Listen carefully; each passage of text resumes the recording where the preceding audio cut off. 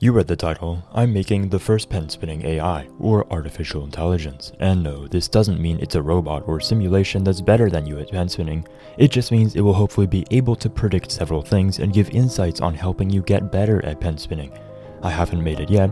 In fact, I don't even have the data for it yet. But that's where you come in. I made a survey that will hopefully teach us several things about pen spinning improvement and will help train this AI model. It asks several things, such as time spent spinning, age, as well as getting you to send your current best pen spinning combo, and then the combo from a year before. Make sure to answer every question from the point of view from you after you just made that combo. It also asks several things like number of tack-ons played, number of full planned combos made, etc.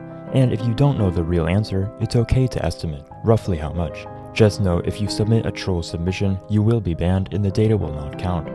So if you want to gain early access to this pen spinning AI, get a new analyst role in the Spindy's Discord, and if you want to help shape the future of pen spinning, fill out the survey in the description. Also, please do not submit more than one submission. Just know it may take time to get your analyst role. And if you're not already, if you want early access, you need to join the Spindy's Discord server, which will be in the description. The future of pen spinning is here. Thanks for watching. See you next time.